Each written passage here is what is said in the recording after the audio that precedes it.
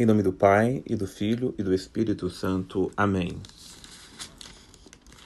Nós estudamos hoje a segunda carta de São Paulo aos Coríntios, capítulo 6, versículos de...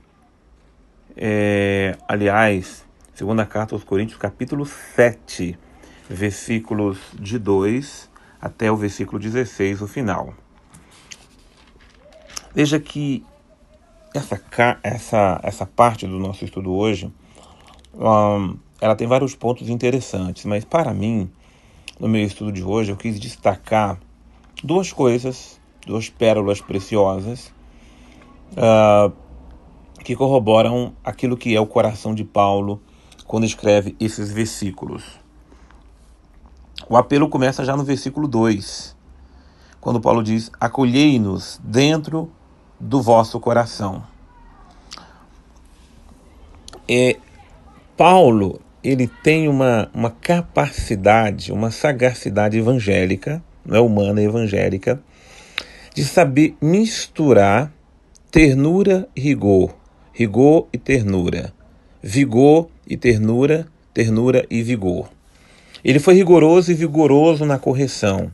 Deu muitas chicotadas aqui na comunidade dos Coríntios, porque precisava, porque era necessária a correção, mas sem perder a ternura, sem perder o afeto, sem perder o amor, sem se deixar em nenhum momento ser levado pela raiva, pelo ressentimento, pela ira e pela mágoa. Acontece que muitas vezes as pessoas querem corrigir umas às outras, movidas pela ira, pelo ressentimento, pela mágoa, por aquilo que está machucado dentro. E essa correção, ela não vai produzir muitos bons frutos, ou nem vai produzir frutos, ou vai produzir frutos estragados, vai romper com coisas essenciais. Porque a essência de toda a vivência cristã é a caridade. Então tudo que fizermos, em palavras, atos, em obras, tem que ser movido pela caridade.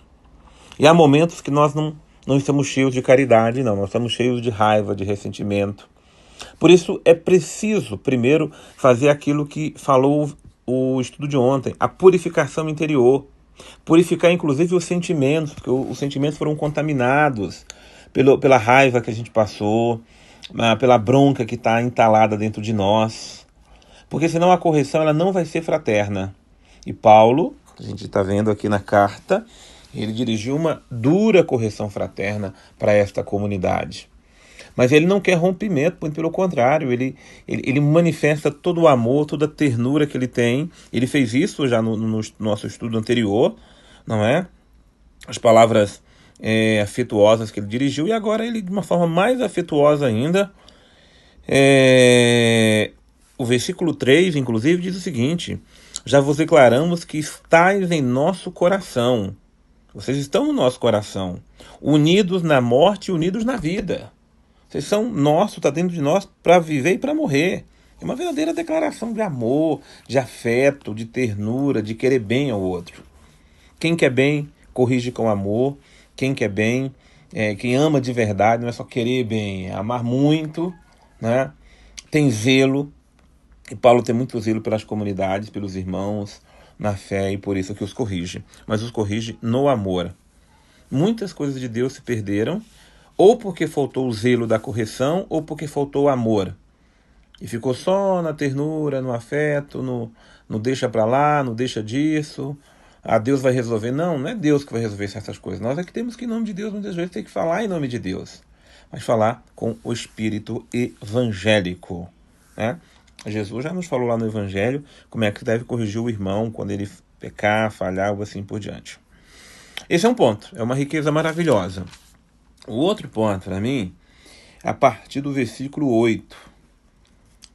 Paulo, interessante aqui também, se ele manifestou na primeira parte toda a ternura, na segunda ele mantém o seu vigor e o seu rigor. Ele diz: se minha carta vos penalizou, eu não me arrependo. Ou seja, se o que eu vos falei pareceu duro, pareceu que até causou estranheza no vosso coração, eu não me arrependo. Era o que precisava ser dito, era aquilo. E se a princípio eu senti o momento que essa carta vos penalizou, agora me alegro. Porque naquele momento em que a comunidade ficou penalizada, Paulo também ficou. Porque é triste também para quem corrige.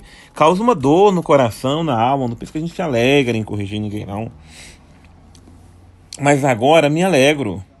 Não porque vocês ficarem entristecidos, mas porque essa tristeza vos levou à penitência. E aqui vai ser desenvolvida uma pérola preciosíssima. Paulo vai agora descrever para nós o que é a tristeza em Deus e o que é a tristeza do mundo. Todo mundo passa por momentos de tristezas na vida. A tristeza bate em nossa porta de diferentes maneiras. A gente pode ver a tristeza de uma forma divina, em Deus, e essa tristeza nos purifica, essa tristeza nos leva a nos penitenciar, a rever a própria vida, as atitudes. Ou a tristeza ela pode ser vivida de uma forma mundana. Eu me revolto, eu me deprimo com ela, eu me angustio e transformo a minha tristeza em castigo para mim, para outros. Eu viro inconsequente por causa dela. A tristeza me lança na fossa e eu, a partir da tristeza, vivo uma amargura sem fim. É a tristeza mundana. E essa tristeza não me leva a arrependimento nenhum, me torna até uma pessoa às vezes pior. Então não é a tristeza em Deus. Ora, a tristeza em Deus, toda ela me leva a me penitenciar. Então, por isso que Paulo se alegrou, a gente se alegra com a tristeza que alguém está vivendo, a gente não compreende. Mas toda a tristeza vivida em Deus, ela é transformada em ressurreição. Ela traz vida nova. Ser vivida em Deus. Que é o grande fio que precisa ser percebido. Como estamos vivendo as tristezas que passamos na vida. Pois fostes entristecidos segundo Deus, de modo que nenhum dano sofreste da nossa parte. E aí Paulo descreve bem, versículo 10. De fato, a tristeza segundo Deus produz um arrependimento salutar, de que ninguém se arrepende enquanto a tristeza do mundo produz a morte. Tristeza em Deus produz arrependimento e vida. A tristeza segundo o mundo produz a morte da própria alma, do próprio coração. Um relacionamento, uma amizade, um casamento, se ela é vivida na tristeza, essa tristeza é vivida segundo o mundo, o pensamento mundano do mundo, ela nos conduz à morte. E vamos morrendo aos poucos e vamos matando quem está ao nosso lado, porque a tristeza matou a muitos. A tristeza de Jesus no Horto das Oliveiras, a tristeza de Jesus na cruz. Jesus não morreu alegre, eu estou morrendo, que bom. Não, é triste a morte do Senhor, nós choramos até hoje por ela. Mas a tristeza do Senhor foi toda vivida em Deus. Jesus orou profundamente na sua tristeza. Às vezes a nossa tristeza, nós estamos amargurados, nós estamos maldizendo, nós estamos culpando, nós estamos azedando, estamos nos tornando azedos mesmo. Não, mergulhe a mais profunda tristeza, a tristeza do Horto das Oliveiras. Mergulhe em Deus para colher os melhores frutos. E o versículo 14 diz isso mesmo. Alegro-me para poder contar convosco em tudo.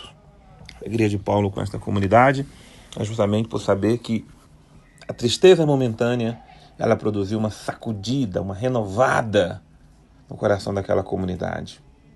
Que toda tristeza que bata à nossa porta seja vivida em Deus, para que produza frutos de conversão, de santificação, de renovação, de revisão de vida. Que o Senhor nos abençoe em nome do Pai, do Filho e do Espírito Santo. Amém.